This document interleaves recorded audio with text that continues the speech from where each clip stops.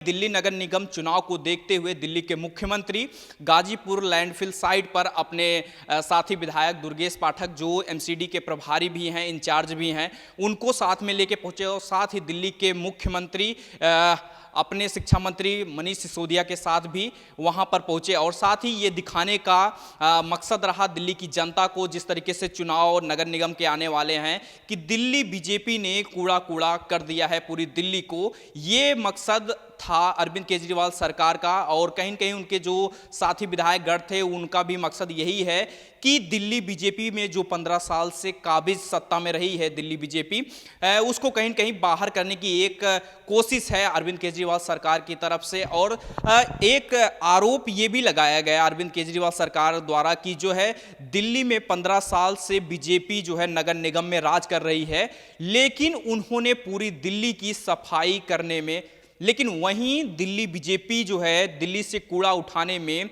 सफल नहीं रही है।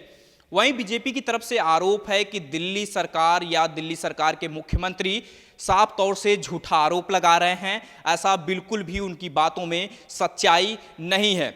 वहीं अरविंद केजरीवाल के ऐलान के बाद से गाजीपुर लैंडफिल साइट पर बीजेपी कार्यकर्ताओं का जमावड़ा लग गया और उन्होंने केजरीवाल चोर चोर के नारे भी लगाए और साथ ही उनको जो है विरोधी बताया। उन्होंने कहीं न कहीं जिस तरीके से चुनाव को देखते हुए जिस तरीके से गाजीपुर लैंडफिल साइट पर जाने का निर्णय किया, उसको देखते हुए बीजेपी कार्यकर्ताओं ने कहा कि यह उनका सिर्फ चुनावी स्टंट है और जिसे लेकर हमेशा से केजरीवाल एक्टिव हो जाते हैं। पिछले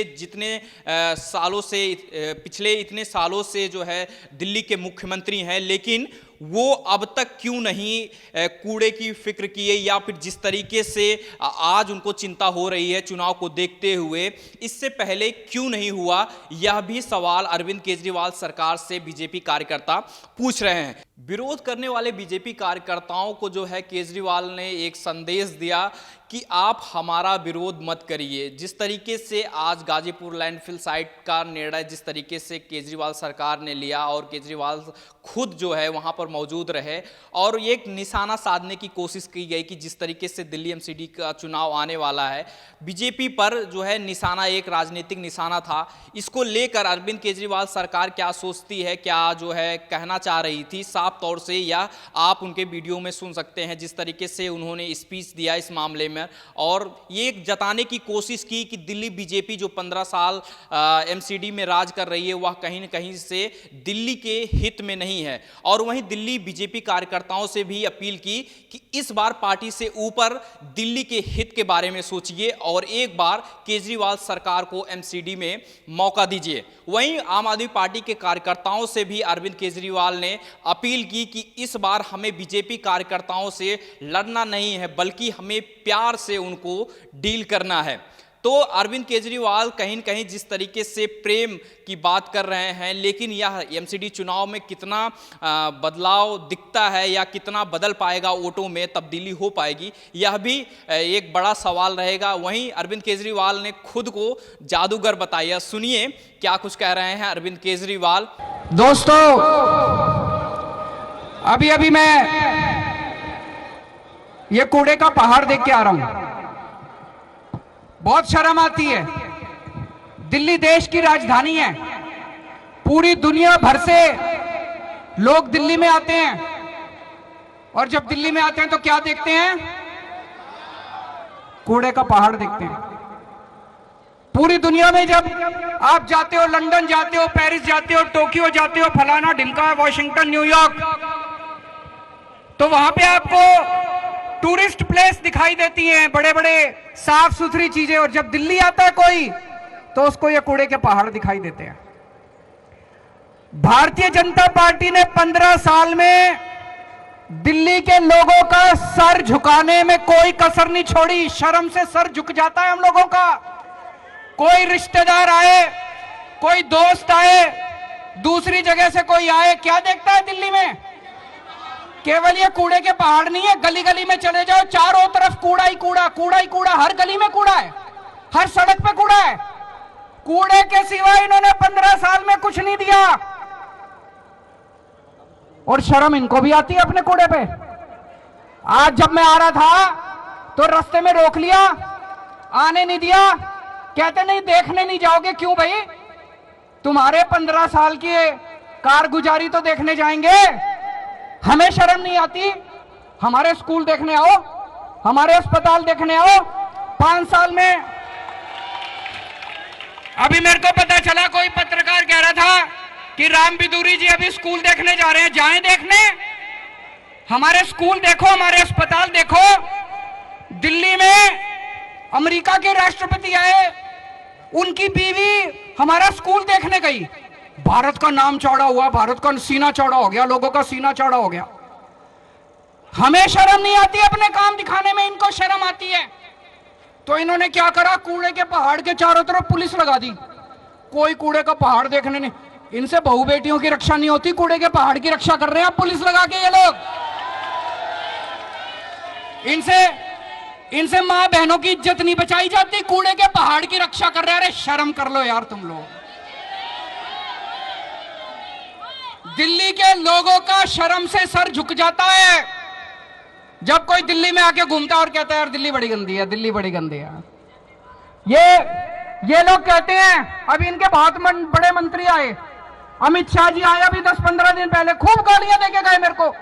केजरीवाल पैसे नहीं देता, केजरीवाल पैसे नहीं देता। हाय रे, दे दो रे पैसे रे, मर गया रे पैसे रे।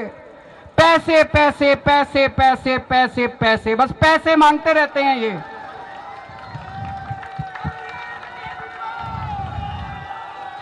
पैसे मांगते रहते हैं ये लोग, पैसे दे दो रे पैसे। 15 साल में इन्होंने 2 लाख करोड़ रुपए खर्च कर दिए ये एमसीडी ने। इनका जो बजट बनता है 2 लाख करोड़ रुपए खर्च कर दिए इन्होंने। 2 लाख करोड़। इसी साल का 15,000 करोड़ का, ये किसका पैसा था? तुम्हारा पैसा था, जनता का पैसा था। प्रॉपर्टी टैक्स में दिया तुम लोगों ने, जीएसटी इन्होंने सब चीज पे दिए। दूध पीते हो तो टैक्स लगता है, रोटी खाते हो तो टैक्स लगता है, दही खाते हो तो टैक्स लगता है, चावल खाते हो तो टैक्स लगता है।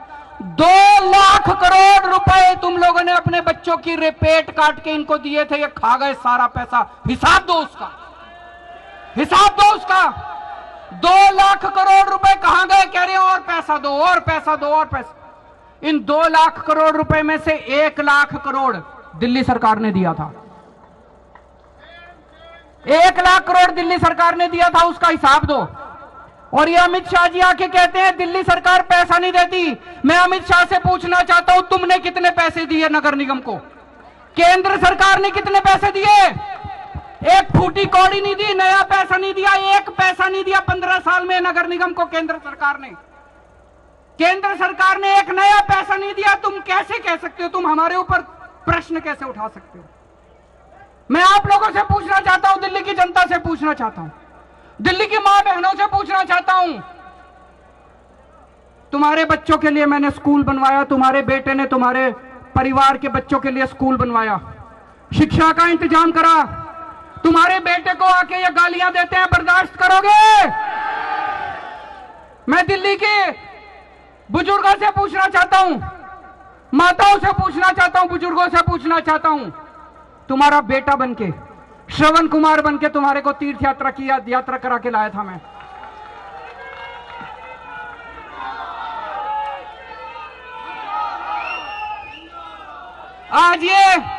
आज ये तुम्हारे बेटे को गंदी गंदी गालियां दे रहे हैं। मैं दिल्ली की मां बहनों से, माताओं से, बुजुर्गों से पूछना चाहता हूं, बर्दाश्त करोगे? इस बार दिल्ली की सफाई के ऊपर चुनाव होगा। दिल्ली के 2 करोड़ लोगों को इकट्ठा होना है। सारे जने इकट्ठे हो जाओ, सारे जने। और जितने बीजेपी वाले हैं, एक एक घर जाना बीजेपी वालों के, उनका दिल जीत के आना है। उनसे लड़ाई नहीं करनी। दिल्ली के अंदर एक भी बीजेपी वाला नहीं रहेगा, सबका दिल जीतेंगे। हर एक का दिल जीतना है, लड़ाई नहीं करनी। सबसे यही कहना है कि जी इन्होंने कुछ नहीं दिया, 15 साल वोट देके देख लिया, अपनी पार्टी में रहो। चाहे हम ये नहीं कह रहे बीजेपी छोड़ के आओ, अपनी पार्टी में रहो, लेकिन एक बार केजरीवाल को मौका देके देखो। एक बार केजरीवाल को मौका देके देखो, दिल्ली की सफाई ना करें। 5 साल में हम दिल्ली साफ नहीं करें, हमें अगली बार वोट मत देना। 5 साल में दिल्ली साफ नहीं करें, हमें वोट मत देना। और उन्होंने पूरी कोशिश करी, ये जितनी राक्षसी शक्तियां हैं, असुरी शक्तियां, ये सारी इकट्ठी हो गई हमारे खिलाफ। इन्होंने पूरी कोशिश करी। पंजाब के बाद जब दिल्ली नगर निगम के चुनाव होने थे, इन्होंने चुनाव टाल दिए, कानून ले आए, नगर निगम को एक करेंगे। हमने कहा कर लो जी। फिर अब इन्होंने डिलिमिटेशन करी है, बता रहे हैं सारे बीजेपी के एरिया इकट्ठे कर दिए, आम आदमी पार्टी के एरिया अलग कर दिए, इनको लगता है इनको सीटें आ जाएंगी। अरे इस बार तुम्हारे बीजेपी वाले भी तुमको वोट नहीं देने वाले।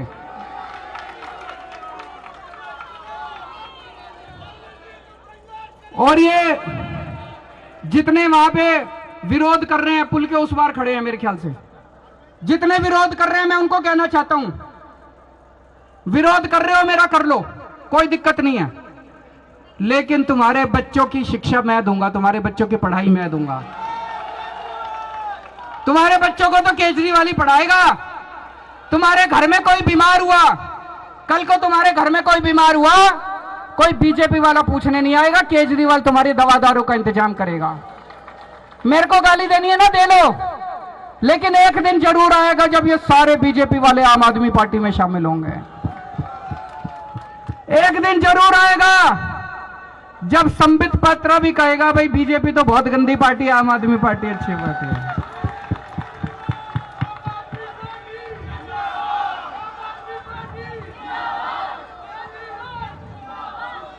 जादूगर हूं मैं, जादूगर,